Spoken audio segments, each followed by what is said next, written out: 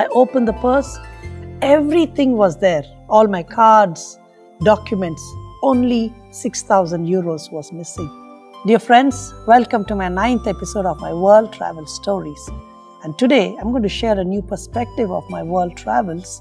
And this happened in Romania and Bulgaria in 2008. I've lived a very simple life.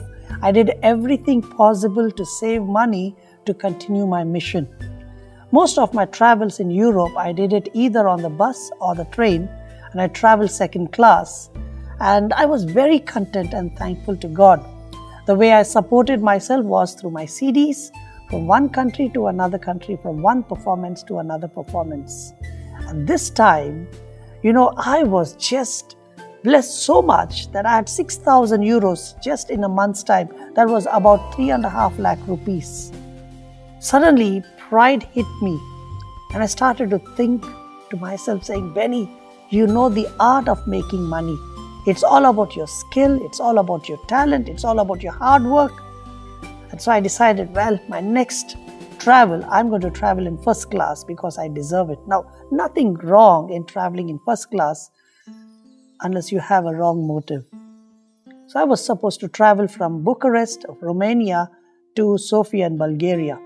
So this time I booked a first class ticket. It was an amazing compartment, just 2 of us inside.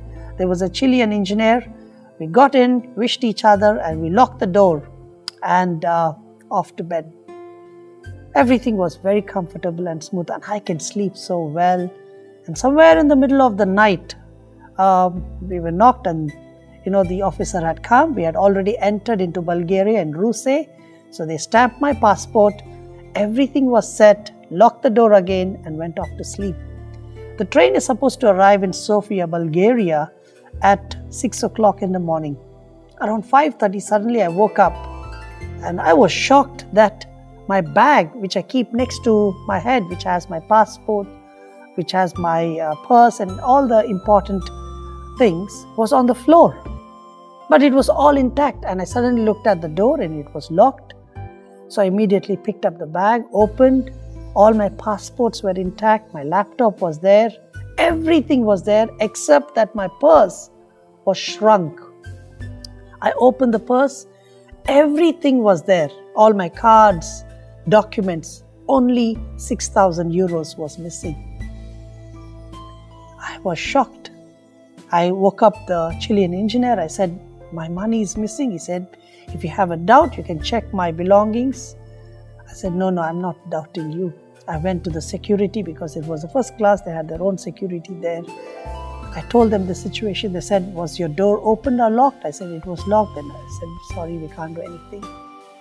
Deep inside, I knew that God was teaching me a lesson. I went down, I knelt down and I prayed and I repented. I said, God, I'm really, really sorry for what I did. It was wrong. From nothing, you picked me up. I was a failure. I was suicidal at one point. And here, you have brought me to Europe to travel around, share my testimony and my music. Please forgive me. And by then, we had reached the station. And deep inside, I think that the angel took the money. I don't think there was a thief. If there was a thief, I'll tell you, it's a lot of work to remove the purse from inside, take that money, put everything back, and it was all intact. So when I reached there, John came to pick me up, and I told John this was what happened. And John didn't seem very surprised. He said, Benny, all these things happen in this region, so you have to be careful with your belongings. He took me home, and I was really broken. I was shattered, but I'd learned a lesson. So John asked me, do you want to have a cup of coffee? I said, yes, please. He said, would you like to have some sugar? I said, yes. He said, oh, sorry, we ran out of sugar. And I can give you some lemon. I said, okay. And then he said, would you like to have some milk? I said, no, thank you. He said, good, because we don't have any milk. And then John went off to work because he was working in a gold mining company.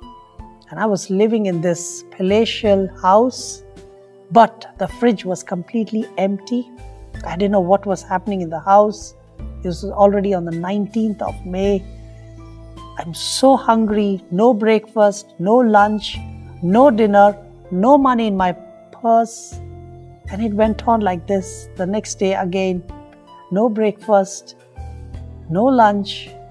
And then I just typed on social media and I said, I'm in Sofia, Bulgaria, and I'm really hungry. I've not eaten for 2 days.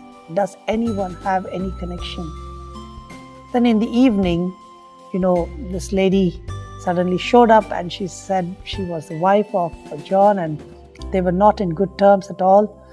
And she was not happy with the marriage, with everything that was going. So she decided that trip, that whoever is going to come, John's friend, I will make sure that I will not take care of him, and I happen to be that victim. And so I struggled. 2 days of no food. Finally, on the 21st, I still remember, I got a message from Pastor Emmanuel and Lubo, and they said that somebody had told that I was stranded here. So they came to pick me up at 2:30 in the afternoon, took me to the restaurant, and I ate and ate and ate so much. And they just watched me. And after I finished eating, I shared my testimony to them.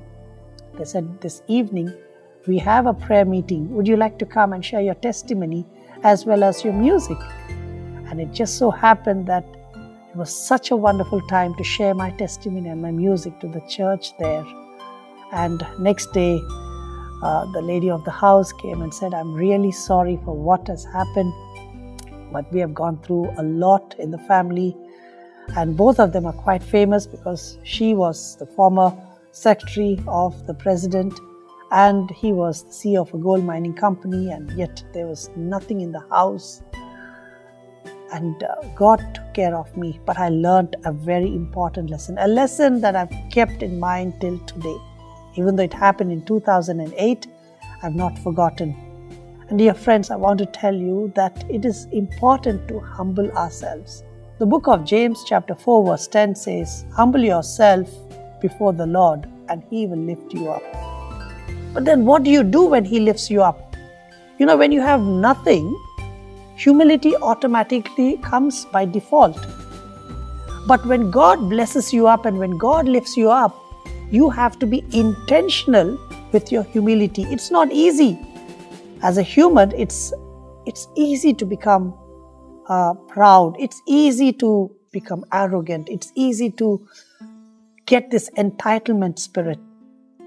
But I'll tell you, if you are truly a follower of Christ, you have to remain humble at every season, in every sphere, and God will help you. And that's what He has done throughout this journey, that He keeps me. And whenever I remember this story, it shows how gracious God has been, that He was willing to forgive me in spite of my